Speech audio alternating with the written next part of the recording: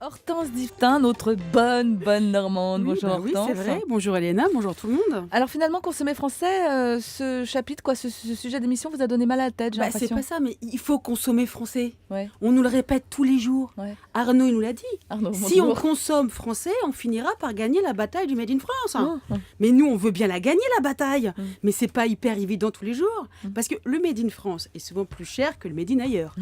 Et c'est pas souvent mieux. En plus, on n'a pas grand-chose à proposer, à part le camembert d'Isigny, la 380, les chaussettes Labonal et des centrales nucléaires. Et les centrales nucléaires, vous me direz, on n'en achète pas tous les jours. bah non. C'est qu'il faut en avoir de la place dans son salon. Et puis, sorti de ça, Ouais. c'est quoi le fabriqué français? On ne sait plus. Comme tout à l'heure, est-ce que la japonaise Toyota fabriquée chez les Ch'tis est plus française que la Peugeot fabriquée en Slovaquie? Ben on ne sait pas.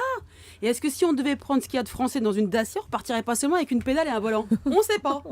Tout ce qu'on sait, c'est que si on gagne au loto, on fera péter la Ferrari ou la Porsche. Et sûrement pas La la Dacia. Citroën Picasso. Alors c'est qu'à part la haute couture, qui n'est pas à portée du français moyen, et le vin, qui l'est plus là, le Made in France, ça ne fait pas trop rêver.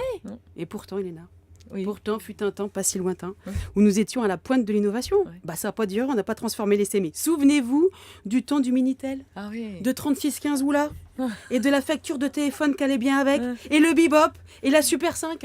Plus personne ne s'en souvient, et j'ai envie de dire tant mieux. Et puis on s'est mis à rêver d'autres choses, Oui. et Sony l'a fait. Et aujourd'hui, si on devait acheter que du fabriqué en France, au niveau portable, tablette tactile, écran plat et machine à laver, on ne rigolerait pas tous les jours. Enfin, c'est surtout les autres qui se marraient bien, ou pas. Vous auriez vu la tête de ma fille quand je lui ai proposé de remplacer son iPhone par un Doro Made in France.